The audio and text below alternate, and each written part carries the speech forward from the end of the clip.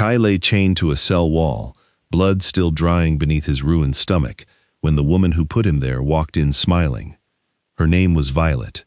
She had once poured his tea, folded his robes, and served his wife without complaint. Now she carried a dagger, and behind her a guard lay foaming at the mouth on the stone floor, poisoned and left for dead.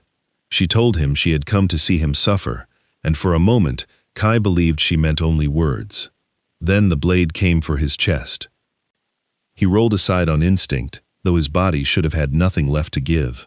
His cultivation was supposedly shattered beyond repair. His name was already ruined across the entire estate, and yet something inside him answered when he needed it most. A force he did not fully understand yet, crackling gold beneath his skin. What happened in the next 10 seconds would decide whether he lived to see morning. To understand how a broken son-in-law ended up fighting for his life against his own household's maid, the story has to go back 3 days, to the morning everything was taken from him. Kai had never wanted much. He had married into the Yoon family the way most young men in his position did, through arrangement rather than choice, his grandfather placing him with a powerful clan for reasons never explained. He asked for no glory. He wanted a quiet corner of the estate, a wife he barely knew, and the slow, ordinary work of cultivation. He was not the golden son of any bloodline. He was the outsider who had married in, tolerated at best, and mocked behind closed doors at worst. That peace ended the night Violet drugged his tea. She was his wife's personal maid, a woman who had served the household for years without raising suspicion. Kai never saw the betrayal coming. One moment he was drifting toward sleep in his own chamber. The next, his mind went dark, and he woke tied to his sister-in-law's bed, half undressed, framed for a disgrace that would ruin any man's name in a family like the Yoon clan. Before he could even process what had been done to him, Marcus Yoon arrived. Marcus was the family's prized talent, a young man raised on praise and victory, engaged to no one but convinced the world owed him deference anyway. He didn't ask questions, he simply struck. One blow to Kai's core, and the years of quiet cultivation Kai had built for himself collapsed into nothing. His body convulsed, his meridians tore. Whatever future he had imagined for himself ended in that single strike. He was dragged to the dungeon, still trying to understand what had happened to him. Whispers followed him down every hallway. Some called him disgraceful, some said worse. He assumed, lying alone on the cold floor, that this was the end of whatever life he had built. A man with a destroyed core was worthless in a world built entirely around cultivation strength. He expected to be cast out. He expected his wife, Celine, to want nothing more to do with him. He was wrong about that last part, though he would not learn it for a while.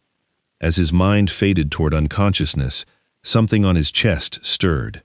A plain wooden hammer pendant, the last gift his grandfather had ever given him, began to glow.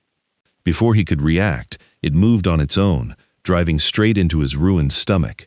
Pain tore through him, sharper than anything Marcus had done to him. Then, just as suddenly, something inside him detonated with power instead of agony. The dungeon around him vanished. In its place stood a realm wrapped in mist, glowing faintly, with a massive crystal tower rising at its center. A voice spoke to him, calm and ancient, introducing itself as the spirit of something called the Divine Hammer. It told Kai that the pendant he had worn his whole life, dismissed as nothing more than a keepsake, was in truth a legendary treasure. It had just fused permanently into his body. He was now its 9th master. Kai didn't believe it, not at first. On this continent, a cultivator's strength depended entirely on bonding a soul companion, a kind of spiritual partner formed through their own power.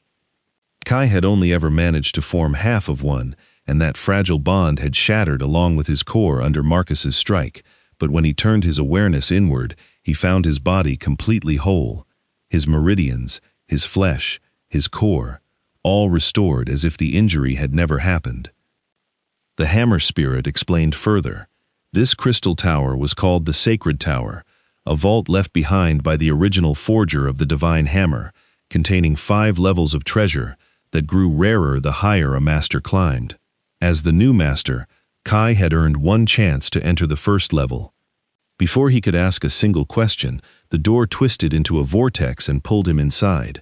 He landed in a golden hall, filled wall to wall with crystal eggs. The rule was simple and cruel. He had 3 minutes to smash as many eggs as he could. Half held treasure, half were empty. Treasure raised his luck points, empty eggs lowered them. If his total stayed positive, he could keep everything he broke free. If it stayed negative, every prize he uncovered would go toward paying off a debt instead. Then came the detail that made his blood run cold. The previous master of the hammer had left behind a massive debt, and by the tower's rules, that debt now belonged to Kai. He started the trial already sitting at negative 290 luck points. He swung anyway, because there was no time to argue with a dead man's mistakes. His first strike hit an empty egg, 10 points gone. His second cracked open a bottle of rare spirit pills, worth more than most cultivators in his city would see in a lifetime, only for it to dissolve instantly, paying down 20 points of debt before he could even process what he'd found.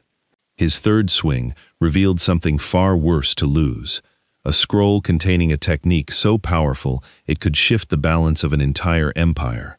It, too, vanished, clearing 200 points he never got to enjoy. Every strike became a small tragedy. A rare soul weapon appeared and disappeared in the same breath. Kai kept swinging anyway, faster, more desperate, because he understood something now. If he could push his luck points positive before time ran out, everything he was watching slip away could become his to keep. With 5 seconds left on the clock and his luck still deep in the negative, he swung one final time. Golden light erupted from the last egg, brighter than anything before it. The hammer spirit's voice turned serious in a way it hadn't been until now. What Kai had uncovered was called the Thunder God's Essence, a fragment of soul power so rare that even ancient texts only mentioned it in passing. Before he could celebrate, the countdown reached 0, and he was given a choice: clear his debt using the essence, or keep the essence and walk away, still owing 60 points. He didn't hesitate, he chose to keep it. Back in his own body, the hammer spirit told him the essence was already reshaping him from the inside, weaving itself into a new physique built entirely around lightning. It had 5 stages. If Kai ever completed all of them, he would be able to summon heavenly thunder itself. For a moment, lying in that dungeon, the idea of ever reaching such heights felt impossibly distant. That was when the hammer spirit's tone sharpened. Someone was coming. The vision faded, and Kai was back in the dark cell, exactly where the story began. Footsteps echoed down the corridor. It was Violet, smiling as though she had come to enjoy his suffering, unaware that the guard lying poisoned behind her had already told Kai something was deeply wrong. A maid who had framed him should have been fleeing the estate, not strolling calmly into its dungeon. She unlocked the door herself. She told him plainly that she hadn't come to gloat. She had come to finish what the frame-up started, to make sure he never woke up to tell anyone the truth. The dagger came fast, and this time Kai had power hiding inside him that even he didn't fully understand yet. He dodged, he caught her wrist, and the instant their strength collided, he realized this was no ordinary servant. Violet was a trained soul cultivator, and with the drug still lingering in his system, his own strength was far from steady. Her soul power tore his grip loose, and her blade came around again, aimed to finish the job. Kai made his choice in that instant. He reached for the Thunder God's essence still settling inside him, forcing it out before it was ready. A sheet of golden lightning burst from his palm and swept up her arm, flooding through her entire body. Her scream cracked into something inhuman. The current raged through her for half a minute before her body went limp, her dagger clattering to the stone floor, her eyes locked on him in disbelief even as consciousness left her. Kai paid a price of his own. Forcing that power out mid-transformation triggered a violent backlash. He coughed blood and collapsed beside her, his vision swimming, his new power only half tamed. It wasn't fatal, but it set his transformation back, and for a moment he simply lay there, listening to his own ragged breathing, certain he understood exactly who had sent Violet to kill him. Marcus Yun and his sister Scarlet had humiliated him publicly 3 days earlier. It made sense that they, or someone protecting them, wanted him silenced for good. He was still working through the pain when a second set of footsteps approached, softer this time, careful against the stone. Kai's pulse spiked instinctively before he recognized who it was. Celine Yun stood in the doorway, dressed in white, untouched by the filth of the dungeon around her. She was his wife in name only, a woman arranged into his life the same way he had been arranged into hers, someone he had always treated with polite distance and few words. She looked at Violet slumped against the wall, then at the dagger on the ground, then at him. She asked what had happened. He told her simply that Violet had come to kill him. Celine said nothing for a moment, then she offered 2 words that surprised him more than the assassination attempt had. She told him she was sorry. Kai shook his head, telling her it wasn't her fault. She didn't explain herself further, didn't defend anyone, didn't ask the questions he expected. She only asked if he could stand. When his silence answered for him, she bent down without hesitation and lifted him onto her back. He hadn't expected that from her, not after years of cool formality between them. She told him there was no need to explain anything, and carried him out of the dungeon step by step. Leaning against her, Kai noticed the faint scent of her hair, and felt something unfamiliar settle in his chest, a kind of safety he hadn't known he was missing. It didn't last past the doorway. Outside the dungeon, a crowd had already gathered, drawn by rumors of his disgrace. The moment they saw him slumped across Celine's back, the insults came fast and ugly. Someone called him worse than an animal. Someone urged Celine to drop him where he lay. Kai's face darkened at every word, but Celine only told him flatly to ignore them and kept walking. She carried him all the way to his chamber, set him down, and left behind a bottle of elixir sent by the family patriarch himself, along with the news that it was the patriarch, not her, who had ordered his release from the dungeon. She was simply following his instructions. Then she turned to leave, saying little else, exactly as their marriage had always been between them, arranged by their grandfathers, built on formality rather than affection, distant but never openly hostile. Yet something about this had shifted, and Kai found himself staring at the elixir bottle on his table, warmth spreading through his chest, despite everything his body had endured that night. He knew that ordinary medicine could never repair a shattered core. What he didn't say to anyone yet was that his core had already been rebuilt by something far stranger than medicine, and that the real work now lay in absorbing the storm of power still churning inside him. For the next 3 days, while the rest of the estate whispered about his ruin, Kai stayed locked in his room, quietly becoming someone none of them would recognize. 3 days passed in near silence. Kai barely left his chamber, barely spoke to anyone, spending every waking hour cross-legged on his bed, chasing the last threads of the thunder god's essence still settling into his body. On the morning of the 4th day, sunlight spilled through his window, and he woke to find electricity crackling faintly across his own palm. The transformation was complete. His cultivation had jumped from great perfection of the soul realm straight to its peak, a leap most cultivators never managed in years, let alone days. Power rolled through his limbs like something alive. Deep inside his core, the small wooden hammer sat wrapped in threads of lightning, unremarkable to look at, carrying a fortune no one around him could imagine. He thought of his grandfather then, the man who had raised him and given him that pendant before sending him off to marry into the Yun family for reasons he'd never explained.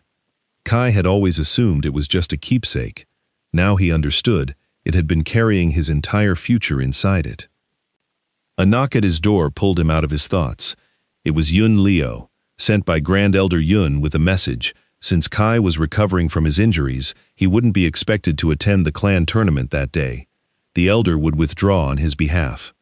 Kai froze. He'd forgotten entirely.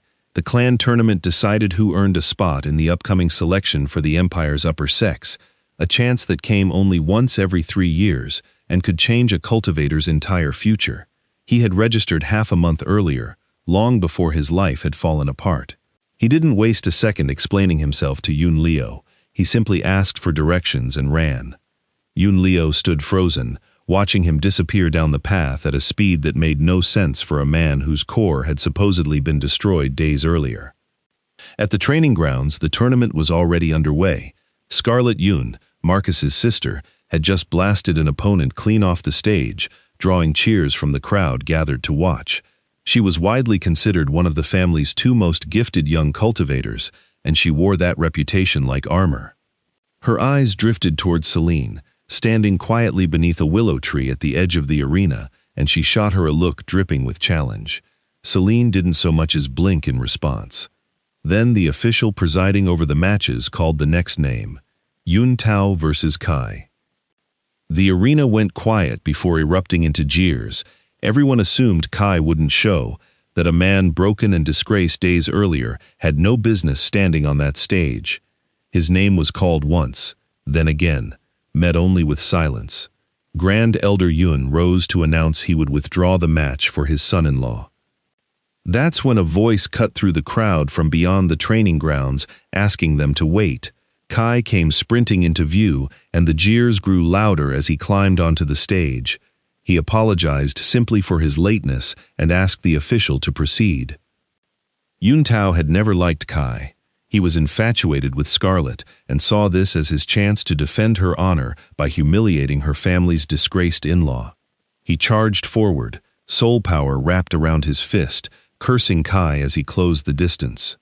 Kai raised one hand to meet the blow, and Yun Tao went flying off the stage as though struck by a runaway cart, screaming as he hit the ground. Silence fell across the arena, then broke into confused shouting. Nobody could reconcile what they'd just seen with the broken man everyone had written off 3 days earlier. Up on the balcony, the Yun elders exchanged uneasy glances. Grand Elder Yun's mouth curved into something close to a smile. He remarked to Second Elder Yun that his son-in-law seemed to have quite a talent for rising from ruin, adding that they ought to thank whoever was responsible for putting him there in the first place. Second Elder Yun's expression soured instantly. Kai stepped off the stage and walked toward Celine beneath the willow tree. She studied him, uncertainty breaking through her usual composure, and asked if he had recovered. He credited it to the elixir the patriarch had sent. She clearly didn't believe him, but she didn't push, turning her attention back to the arena instead. Across the field, Marcus watched him with cold, calculating eyes. Kai held his gaze without flinching. Both of them understood. This tournament was never just about a spot in the upper sect. It was about the debt from 3 days ago, and neither intended to let it go unpaid. The draw for the second round came quickly, and the official read out the next pairing, Marcus Yun against Kai. The crowd's noise swelled instantly. Everyone recognized the two men at the center of the recent scandal, finally set to face each other directly. Marcus offered Kai a slow, mocking smile, calling it quite the coincidence. Kai said nothing, though lightning quietly gathered between his fingers, hidden beneath his sleeve. As he stepped toward the stage, Celine spoke up behind him, telling him simply to be careful. It wasn't much, but something in Kai's chest warmed at the words before his expression hardened again, all softness gone the moment he turned to face Marcus. On the balcony, Grand Elder Yun grew tense. He knew exactly what Marcus was capable of. Peak of the soul realm, one step from soul sovereign, widely regarded as the finest talent the family had produced in a generation. He sent Kai a private warning through soul transmission, urging him to forfeit the match before it started. Kai looked up at him, shook his head once, and refused. The official called the start before Marcus could finish taunting him. Kai moved first, closing the distance in a blur, his fist driving straight for Marcus's face. Marcus twisted aside just in time, barely avoiding it, only for Kai to press forward again immediately. His second strike connected, sending Marcus stumbling backward toward the edge of the platform. The crowd went still with disbelief. This was Marcus Yun, a man who normally dominated every match he entered without effort, and he was being pushed back from the opening exchange. Furious, Marcus called Kai trash and summoned his soul companion, a pale silver blade that materialized above his head with a low hum. Gasps rippled through the crowd. A sword-type soul companion was already considered exceptional, and the Lin onlookers began imagining Marcus turning the fight around. Even the patriarch on the balcony nodded in quiet approval at the sight of it. Then Kai summoned his own. What rose above his head wasn't a blade or a beast. It was a tiny wooden hammer, barely larger than a child's toy. For a beat, nobody moved. Then laughter broke out across the arena, ugly and unrestrained. Second Elder Yoon laughed loudest of all, asking if that scrap of wood was even worth calling a soul companion. Kai didn't react. He stood there, expression flat, letting the mockery wash past him. Marcus pressed the advantage, sneering at the idea of a hammer that small standing against his sword soul. He lunged forward, his blade fusing with his strike into a slash aimed straight at Kai's head, moving fast enough to split the air with a sharp hiss. Several onlookers closed their eyes, expecting to see Kai cut down where he stood. Grand Elder Yoon shouted through soul transmission for him to dodge. Kai didn't move until the blade was less than a foot from his skull. Then he spoke a single calm word, telling the strike it was enough. The tiny hammer above his head exploded in size, growing from palm-sized to a weapon over 2 meters long in the space of a breath. Kai caught it with one hand and blocked the sword soul's slash dead in its tracks, the clang ringing across the entire training ground. Marcus's eyes went wide with shock, just before Kai tightened his grip, lightning surging around the weapon like a rising tide. He told Marcus it was his turn now, and swung. The blow that followed cracked the air itself. Golden lightning wrapped around raw force sent Marcus flying backward off the stage, sparks trailing behind him, thunder rolling through the training grounds. He hit the ground scorched black, breathing shallow and uneven, his condition uncertain. Nobody spoke for a long stretch. Nobody had expected Marcus to lose, let alone lose in a single strike from the man they'd all been mocking moments earlier. Then Scarlet screamed from below the stage, refusing to believe what she'd witnessed. Second Elder Yun leapt to his feet on the balcony, his composure gone entirely. He rushed to his son's side and found something far worse than bruising. Marcus's insides had been torn apart by the raw force of the lightning, his breath faint as a dying candle. He turned on Kai, calling him a bastard and demanding to know how he dared strike so hard. Kai only looked at him coldly and walked off the stage without a word of explanation. 3 days earlier, when Marcus shattered his core without warning, nobody had called that too hard. Second Elder Yoon's fury boiled over, his sole sovereign pressure erupting across the training ground, bearing down on Kai with open hostility. Grand Elder Yoon moved fast, dropping from the balcony to block his path, demanding to know if he had no shame interfering in a match between the younger generation. The pressure from both men collided violently, draining the color from the faces of every young cultivator watching, until the patriarch's voice cut through everything, ordering them both to stop. Both elders lowered their pressure at once, though only one of their expressions softened afterward. Grand Elder Yoon understood exactly what that single strike had accomplished.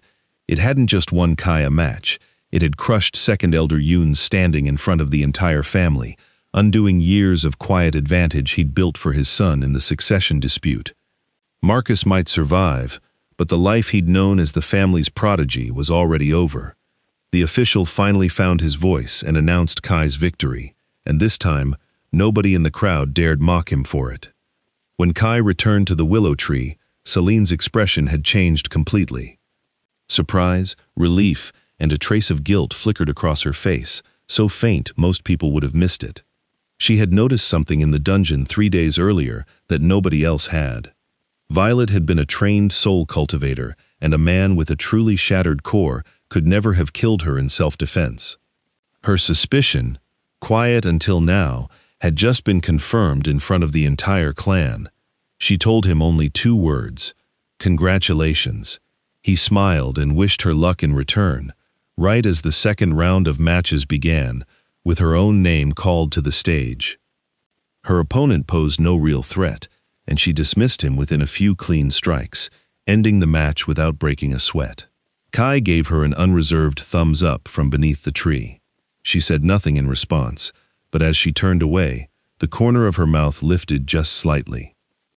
By the time the tournament wrapped up, both Kai and Celine had secured their spots for the upcoming sect selection, along with 3 others, Scarlet Yoon among them. Kai had hoped to face her directly and settle a smaller score, but the draw never paired them together. Once the matches ended, Kai didn't linger to celebrate. He'd noticed something strange happening inside his own core throughout the final rounds, a faint hum building steadily beneath his skin. He said a quick goodbye to Celine and hurried back to his quarters, eager to understand what the hammer inside him was preparing to become next.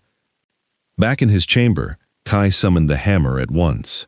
What had once been a quiet, unremarkable object now flickered with light, humming steadily like something building toward a release. He asked the spirit inside it what was happening, and the answer came without hesitation. The divine hammer was leveling up. Only then did Kai grasp how much more there was to learn about the thing bonded to his soul. What he'd used against Marcus was only the earliest form of its power. The hammer had 5 total stages, each split into 3 smaller steps, and it grew stronger the more it saw battle, and the more its master grew alongside it. Every level unlocked new abilities. The first stage, the spirit told him, typically took 2 to 3 days to complete. Kai spent those 2 days in his room, deliberately avoiding the rumors already spreading about his fight with Marcus, focused entirely on waiting out the transformation. On the morning of the 3rd day, his body shuddered awake, and the hammer floated out in front of him, on its own, visibly larger now, grown from the size of a finger to nearly a fist. 2 pieces of information settled into his mind at once. The first ability was called Thunder Strike, a technique that pulled the lightning energy already inside his body and channeled it through the hammer, tripling the destructive force of whatever blow followed. It explained exactly how he'd sent Marcus flying with a single hit. The second ability puzzled him more. It was called Forge. The spirit explained that with the right raw materials, the hammer could act as a master craftsman, shaping weapons on command, with a real chance of producing something far rarer than an ordinary blade. Kai sat up straight when he heard the details. At its current low level, the hammer only needed 3 spirit stones to guarantee a successful forge, with a slim but real chance of producing something called a soul weapon. He did the math almost instantly. A basic weapon sold for roughly 20 spirit stones on the open market. If 3 stones could reliably produce 1, the profit was absurd. He dug out 15 spirit stones from his belongings, laid them on the table, and gave the command. The hammer struck the stones with rapid, precise blows, melting them down and reshaping them before his eyes. In under 15 minutes, he walked away with 5 finished weapons, 4 of them ordinary blades, and 1 silver short sword worth considerably more than the rest combined. Holding them in his hands, Kai understood he wasn't just looking at a handful of weapons. He was looking at a way to fund everything that came next. He wrapped the pieces in cloth and headed straight for the trading district. While Kai made his way toward the city, tension was building elsewhere in the estate. In Second Elder Yoon's residence, Marcus lay bandaged and barely breathing, healer after healer, summoned and dismissed without results. Second Elder Yoon's temper finally snapped, and he ordered them all out of the room. When a subordinate reported that Kai had already left the estate to go trading, his anger sharpened into something colder. He gave a quiet instruction to a man waiting beside him, who bowed and disappeared without a word. At Cloud Vault Pavilion, the largest trading hub in Cloud Driver City, Kai bypassed the public floor and went straight to the second level, where staff, who understood the true value of quality weapons, handled their business.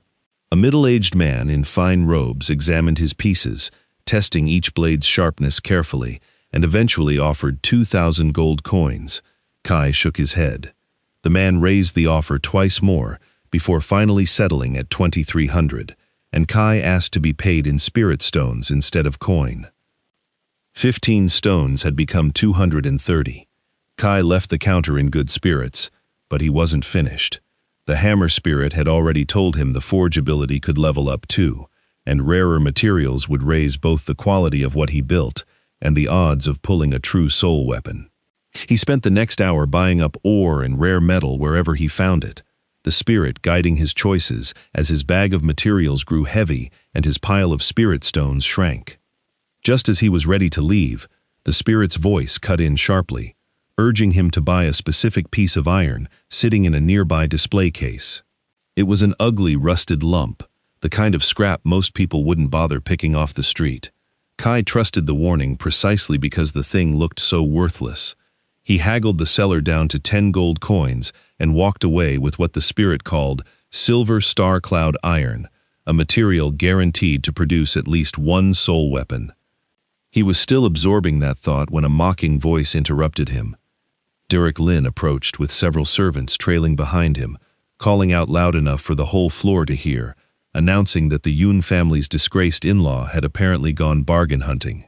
The Lin and Yun families had been rivals in Cloud Driver City for years, and Derek, the Lin family's spoiled second young master, never missed a chance to throw his weight around.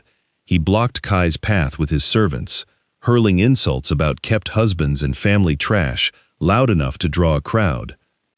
Kai tried to walk past without engaging, but one of Derek's men shoved him hard enough to knock his pouch of materials to the ground. Before Kai could retrieve it, Derek stomped his foot down on top of it, spreading his legs and telling Kai he could have it back if he crawled underneath them. The servants around him burst out laughing. Kai lifted his head, his voice flat, telling Derek that since he clearly enjoyed showing himself off, he should keep going. Lightning surged the instant the words left his mouth. A burst of golden current struck Derek squarely between the legs, sending him airborne, crashing down hard near a distant counter, with both hands clutching himself, screaming loud enough to silence the entire hall. His remaining servants charged forward in a fury. Kai dodged the first swing, drove a lightning-wrapped punch into the man's stomach, and sent him flying backward. The rest closed in together, but a single sweeping kick from Kai flattened them all at once, shattering several nearby display cases in the process. He calmly picked his pouch back up, dusted it off, told the staff to send the damage bill to Derek, and walked out without looking back. Nobody in the pavilion had expected Derek, always so domineering, to be brought down by a single kick. Fewer still expected his servants, all trained fighters, to be swept aside just as easily. By the time Kai stepped outside, the sky had darkened into an overcast rain, thunder rolling somewhere in the distance. He picked up his pace, cutting through the familiar woods toward the estate, when the hammer spirit's warning cracked through his thoughts, telling him to be careful. His foot had already come down on a hidden rune before he could react. It flared to life beneath the mud, and an explosive talisman detonated at his feet, throwing debris in every direction. Even with his reflexes, the blast rattled him enough to draw blood from his throat. Before he could recover his breath, arrows tore through the rain from both sides of the forest, aimed with enough precision that dodging the first volley put him directly in the path of a second. He forced the thunder god physique into his limbs mid-air, knocking the second arrow out of the sky with a burst of lightning. The moment his feet touched the ground, several armed men in black stepped out from the trees, blades drawn, killing intent radiating off every one of them. Kai summoned the hammer without hesitation. It swelled instantly into its full 2-meter form, and he swept it in a wide arc, forcing the circling attackers back a step. He asked flatly who they were. Their leader answered just as plainly. They were there to kill him. The man charged before finishing the sentence, soul power crackling along his blade, clearly no ordinary hired thug.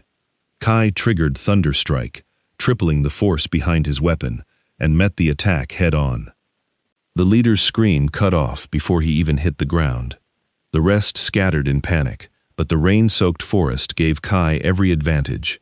He moved between them like something barely human, each strike ending a fight before it began, until only the leader remained, slumped against a tree trunk, terror written across his face. He begged for his life, confessing that Second Elder Yun had ordered the entire ambush. Kai told him simply that he already knew. The man seemed to think confession might buy him mercy.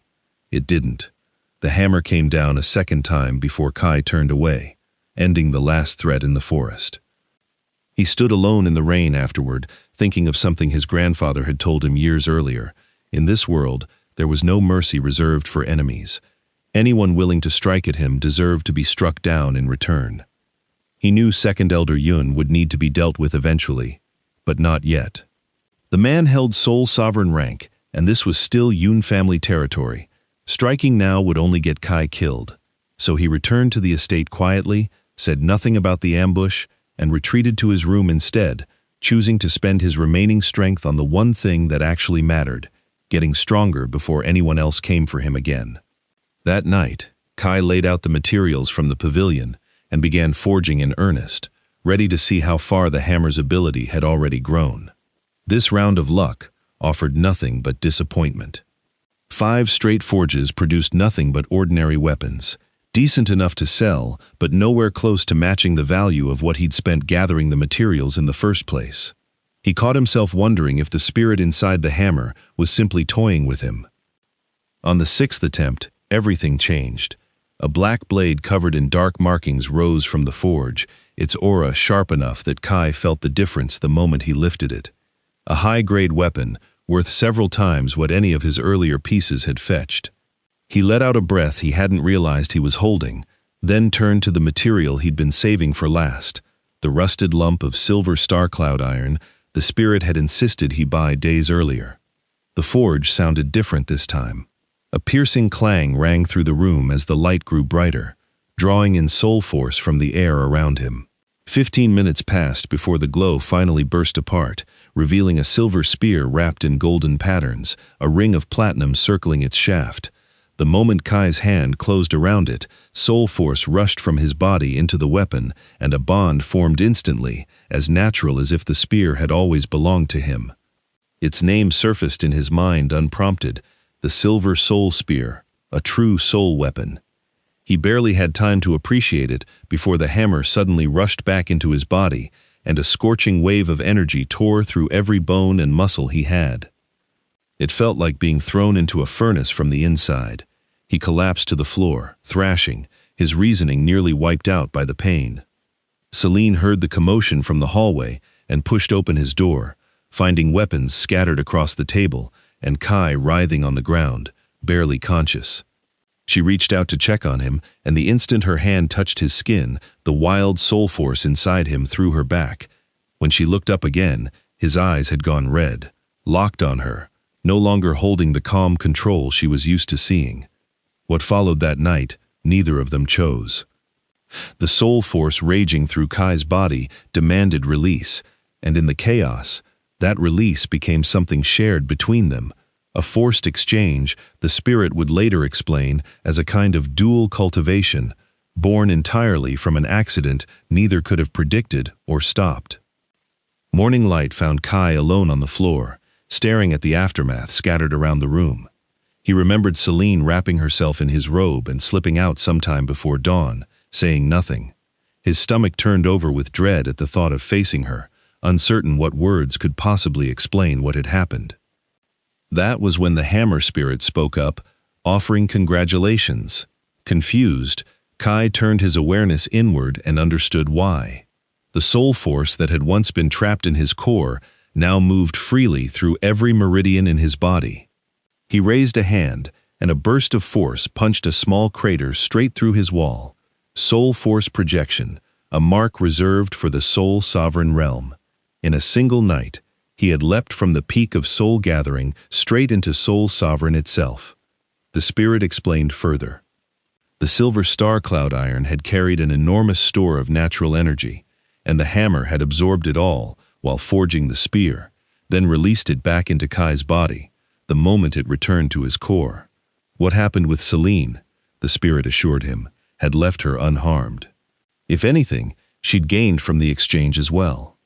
Relief eased some of the guilt sitting in his chest, though the awkwardness of what had happened lingered regardless. There was little time to sit with those feelings, though, because the spirit delivered one more piece of news. The forge ability had leveled up again, and every soul weapon Kai produced from now on would earn him luck points, enough that 6 more soul weapons would fully erase the debt still hanging over him from the sacred tower. Before he could act on any of it, Word arrived that the family patriarch wanted him in the main hall. Kai arrived to find the Lin family already waiting, Derek carried in on a stretcher, his legs bandaged, his father Sterling Lin standing beside him with a face carved from stone. Sterling demanded compensation for the damage at the pavilion and insisted Kai be handed over to the Lin family for punishment. Grand Elder Yun refused outright, but the patriarch turned the decision back to Kai instead, asking simply how he wanted to handle it. Kai understood immediately that this wasn't abandonment, it was trust. He answered that the trouble had started because of him, and he'd settle it himself. Nobody expected what came next. Kai crossed the hall, gripped Derek's throat, and hauled him upright off the stretcher. Sterling roared for him to stop, but Kai ignored him entirely, staring into Derek's terrified face and telling him that if he was so eager to get in his way, he could start by never moving again. A sharp crack followed, and Derek lost consciousness on the spot. The hall fell into stunned silence.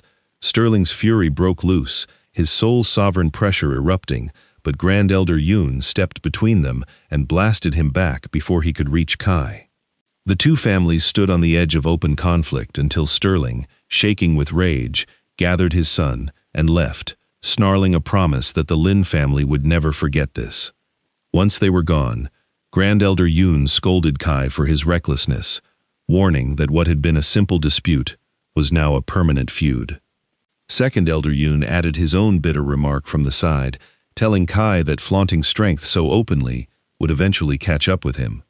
Kai answered coolly that Second Elder Yun should worry about his own safety first, a line that landed harder than it sounded, both men aware that every assassin sent into that forest had failed to return.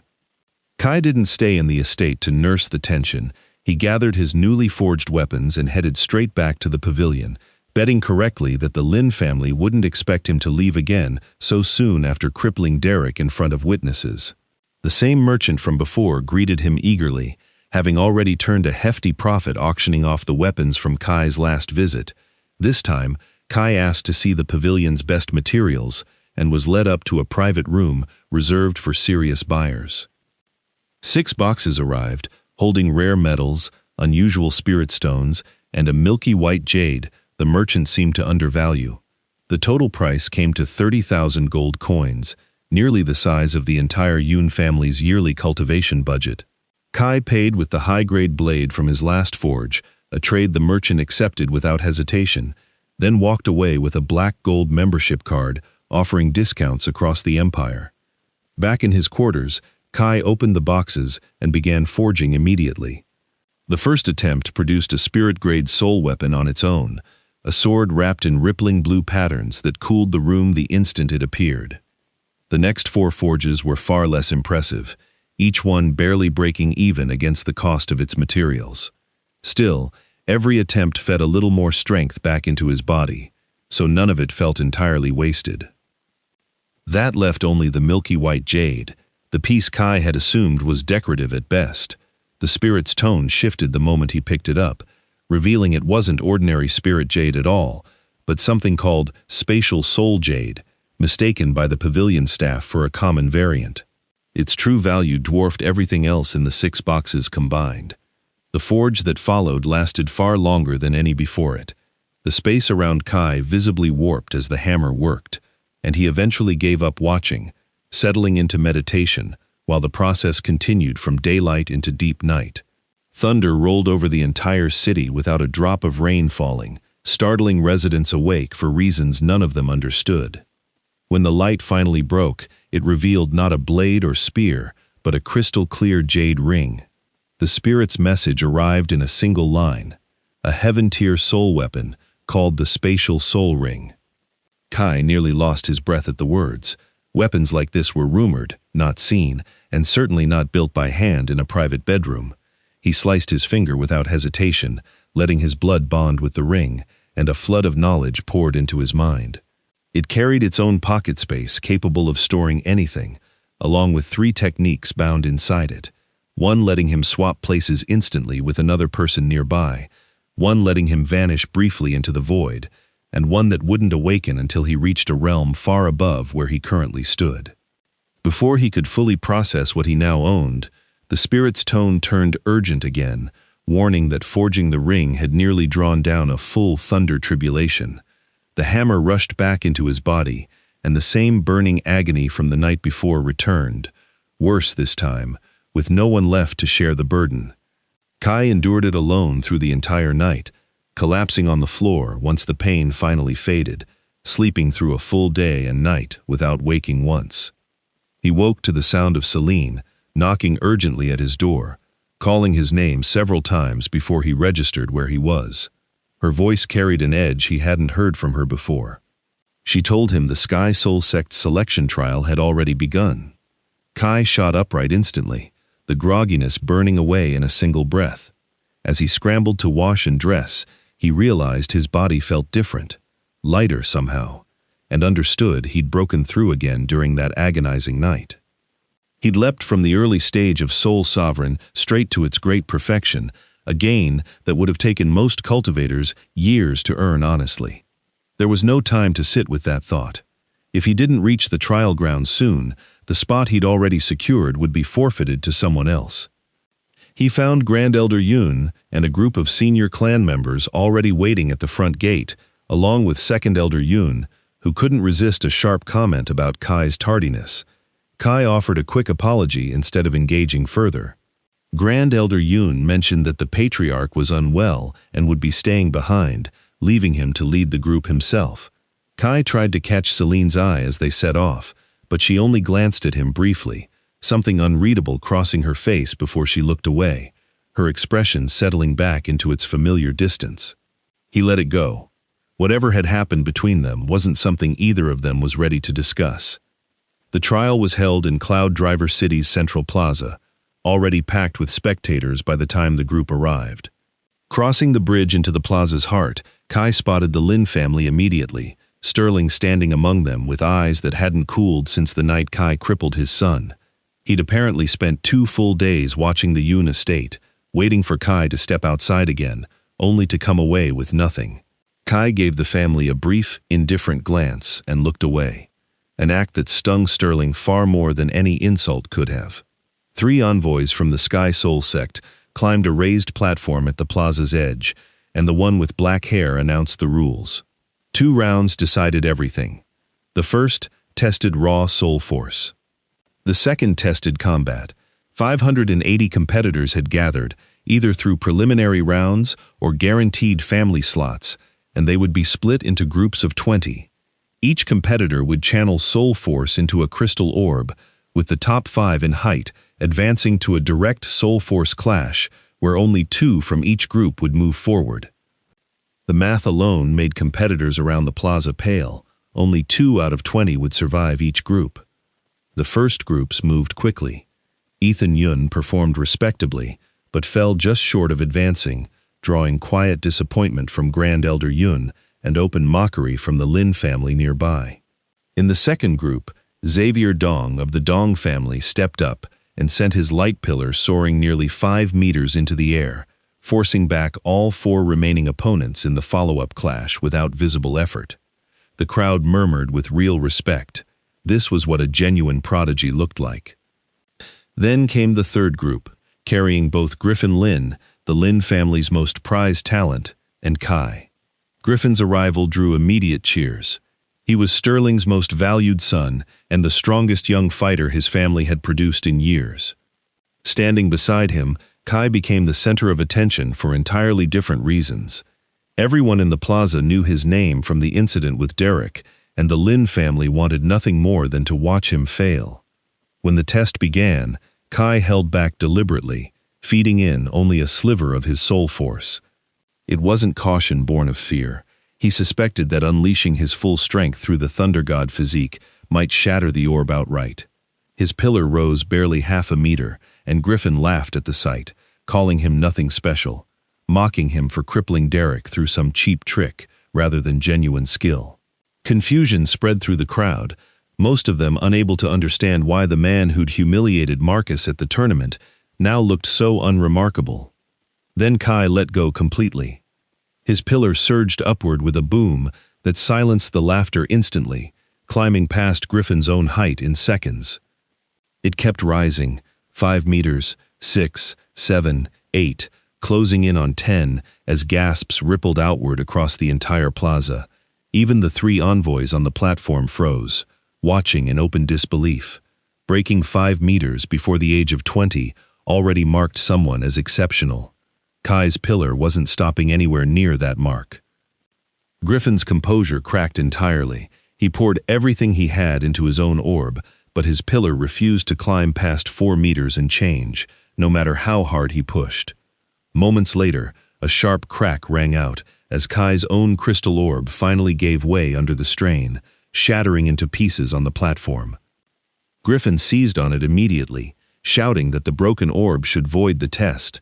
Several onlookers wondered aloud if the equipment had simply failed. But the envoys on the platform read the situation differently, their expressions shifting from mild interest to something closer to reverence.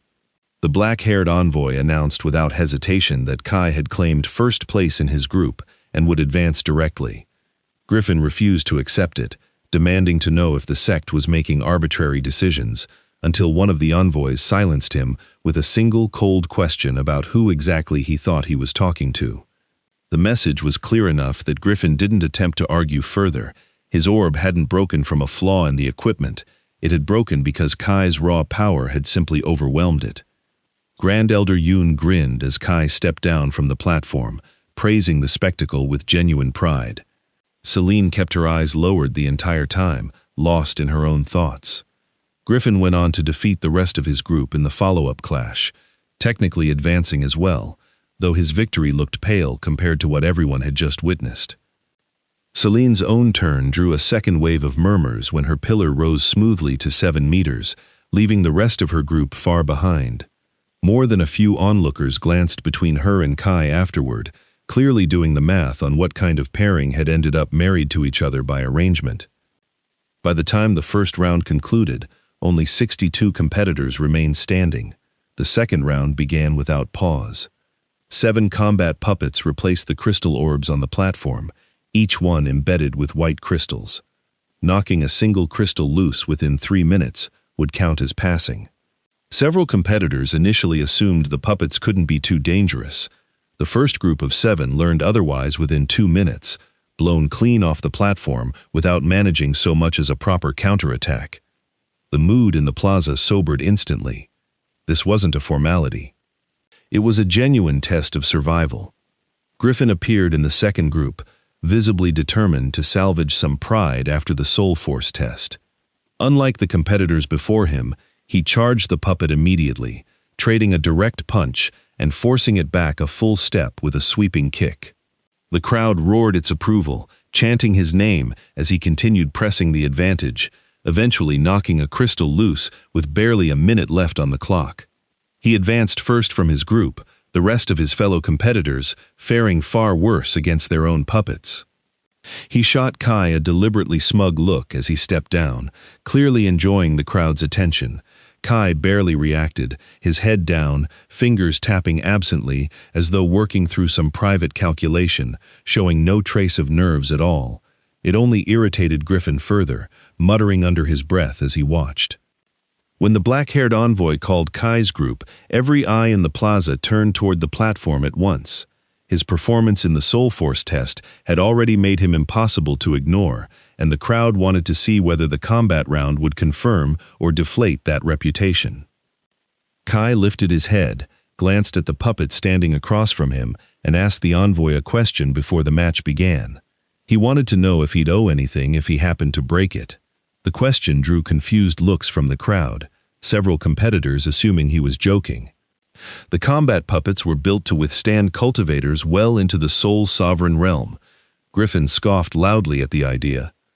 The envoy, clearly amused, told him plainly that if he could actually break it, he wouldn't owe a single coin. Satisfied, Kai turned back to the puppet. The instant the timer started, a single deafening boom rang out across the plaza before the envoy had even finished speaking. The crowd flinched as one, eyes snapping toward the platform, and found the puppet already lying in ruins, its wooden frame shattered, its white crystals scattered across the stone floor. Silence gripped the plaza before breaking into a wave of stunned noise. Kai had destroyed it with a single punch. Even the black-haired envoy needed a moment to recover his composure. Kai spoke first, reminding him lightly that he'd promised no charge for the damage. The envoy laughed outright, calling him a monster in a tone that carried more admiration than complaint.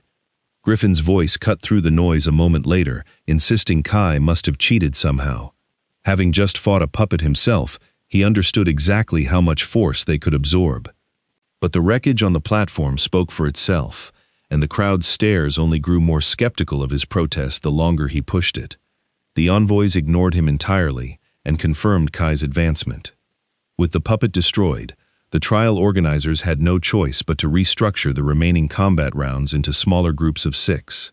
It was the second time in a single day that Kai had forced the sect to change its own rules, something nobody in the plaza could remember happening before. More competitors cleared the round in the groups that followed, including Xavier Dong, Celine, and Scarlet Yun. By the time the stage concluded, only 9 competitors remained standing, 3 of them from the Yun family. A result that straightened the backs of every senior clan member watching from the sidelines. It didn't escape anyone's notice that Marcus, the family's supposed top talent, hadn't shown up to compete at all, still recovering from wounds that showed no signs of healing. Second Elder Yun's satisfaction curdled the moment he realized which 2 Yun family members had joined his daughter among the finalists. Kai and Celine were exactly the 2 people he least wanted to see succeed, and thinking of his son lying broken back at the estate only sharpened his resentment further. The black-haired envoy's voice carried across the plaza once more, announcing the final stage of the trial was about to begin, the one that would decide who actually earned a place among the Sky Soul Sect's disciples. All 9 finalists stepped onto the platform, spreading out instinctively as the rules settled over them. This wasn't a structured duel, it was a free-for-all, every competitor against every other, with only the 5 still standing at the end, earning a place among the sect's disciples. 4 of the 9 were about to be cut, and everyone understood exactly what that meant. Griffin spoke first, his voice sharp with old resentment, calling Kai a fraud and promising to expose him once and for all. Scarlet answered with a cold smile of her own, turning to Xavier and asking sweetly if he'd like to team up and drag the fraud off the platform together. Xavier, already irritated by the attention Kai had stolen throughout the day, agreed without much persuasion. The remaining finalist from the Dong family stepped in beside them, and within seconds, 4 of the strongest young cultivators in the trial had Kai surrounded. A ripple of unease spread through the watching crowd. These 4 represented some of the finest talent Cloud Driver City had produced in a generation, and all 4 had chosen the same target. Grand Elder Yun's face darkened as he watched from the sidelines, turning on Second Elder Yun to accuse him of letting his own daughter team up with outsiders against family. Second Elder Yun waved the complaint away, noting coolly that a free-for-all meant every man for himself, and that the patriarch himself had said clansmen shouldn't hold back from each other during trials. Grand Elder Yun's jaw tightened, but there was little he could do standing outside the platform's edge. Up on the pavilion, the black-haired envoy watched the gathering standoff with quiet interest. One of the other envoys moved to intervene, but he waved the concern aside, saying Kai hadn't truly shown his full strength yet, and this was as good a chance as any to see it. If things went too far, they could still step in. Griffin broke first, his patience running out. Soul power surged around him, and a translucent blue-green falcon took shape above his head, drawing gasps from the crowd. A bloodline soul companion of that quality was rare even among the sons of powerful families, its potential stretching all the way toward the Empire's highest realms. He transformed one hand into a claw and lunged, calling Kai worthless as he closed the distance. Kai had already gathered lightning in his palm, ready to meet him head-on, when a slender figure stepped in front of him first. Celine's blue-green ripple of force collided with Griffin's talon in a burst of water and wind, scattering fragments of energy across the platform. Griffin staggered backward several steps from the impact. Celine barely swayed, steadying herself after only 2. She didn't turn to look at Kai. She simply stood between him and the 3 approaching threats, her cold stare fixed on Griffin, Scarlet, and the others. The message needed no words. Reaching him meant going through her first. Something warm settled in Kai's chest at the sight of her standing there, unwavering despite everything unresolved between them. Scarlett's expression only grew colder watching it unfold. She turned to Xavier, her voice sweet, as she asked if he'd move together with her. He didn't need much convincing. The Dong family finalist stepped up beside them, and 3 more soul companions rose into the air at once. Scarlett's a silver whip, coiling with quiet menace. Xavier's a wolf, wreathed entirely in flame. The Dong youth's a serpent, black from head to tail. Celine's own soul force began stirring, clearly preparing to summon her companion into the fight alongside her. Kai reached out and stopped her, telling her gently that this was only a handful of stragglers, and he had it handled. The words only enraged the 4 of them further. Griffin surged forward again, wind howling around his claws. Xavier's wolf let out a roar and lunged with a fist wreathed in fire. Scarlett's whip cut through the air a beat later, and the black serpent surged in alongside it. All 4 attacks converged on Kai from nearly every direction at once. Kai closed his fist slowly. Golden lightning spread across his hand, climbing his arm as he lifted his gaze to meet them. He told them plainly that 1 punch would be enough. The impact that followed shook the entire plaza. Lightning, wind, flame, serpent, and whip collided at the platform's center in a single deafening burst, the shockwave rolling out far enough to knock nearby spectators off balance. It lasted only a heartbeat. The falcon shattered first. The flame wolf collapsed a breath later. The whip's momentum snapped, and the serpent dissolved into nothing, none of them able to hold against the lightning surging through Kai's fist. The remaining force of the blow carried on through all 4 fighters, sending them crashing off the platform's edge in quick succession, their bodies scorched black by the time they landed. The plaza fell into stunned silence. 4 of the city's most celebrated young talents, working together, had been ended by a single punch. Sterling Lin didn't wait to process it. Fury cracked his composure entirely as he stared at his son's smoking body sprawled beyond the platform. He surged forward himself, his soul companion materializing above him, twice the size of Griffin's falcon, all thought of rules and watching envoys abandoned. His claws drove straight for Kai's throat. Celine's warning came sharp and fast, telling him to watch out. Kai's expression darkened as he gathered both lightning and soul force into a single fist, meeting the attack head-on rather than retreating from it. The 2 forces collided with a blast larger than anything before it, rattling the breath from the remaining competitors still standing nearby and sending them tumbling off the platform. Celine, shielded mostly by Kai's own body, avoided serious injury, but her eyes went wide watching what happened next. It wasn't Kai who staggered back from the clash. It was Sterling, stumbling all the way to the platform's edge before barely catching his balance, disbelief written plainly across his face. Grand Elder Yoon, already halfway toward the platform to intervene, froze in place. Even he hadn't realized Kai had grown this strong.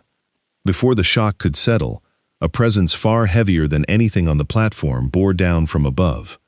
The black-haired envoy's patience finally ran out. He raised a hand, and a ribbon of soul force struck Sterling Lin before he could react, throwing him backward into a stone wall at the plaza's edge, knocking him unconscious instantly. The pressure radiating from that single strike silenced the entire crowd. It was clearly beyond anything the Soul Sovereign realm could produce. The mild-mannered envoy who had spent the whole trial calmly observing was, in truth, a genuine Emperor Soul Realm powerhouse, a rank so far above everyone present that even Kai felt his own soul force stall for a moment beneath the weight of it. The envoy's gaze swept across the crowd before settling on the Lin family. His voice carried no warmth as he declared that attacking to disrupt the sex selection trial was unforgivable. From that day forward, anyone connected to the Lin family would be permanently barred from ever competing in a Sky Soul sect selection again, and the sect would never accept another disciple bearing their name. The Lin family's faces drained of color, the weight of that sentence settling over them completely. It meant the end of their family's future in the Empire's upper circles. The Dong family, moments earlier just as furious over their own son's defeat, went silent as well, unwilling to draw the envoy's attention any further. Only then did the envoy's gaze return to Kai, all trace of coldness gone from it, replaced by something closer to fascination. His stare lingered long enough that Kai found himself shrinking back slightly, uncertain what to make of being looked at that way. The envoy raised a hand, and 5 carved wooden tokens dropped gently in front of Kai, Celine, and 3 other finalists who had been knocked off the platform earlier in the chaos. Those 3 had spent the last several minutes bracing for elimination, and their shock cracked into open relief the moment the tokens landed before them. The outcome hadn't changed because of Sterling's ambush. The moment Kai's punch had scattered Griffin's group, the final 5 had already been decided.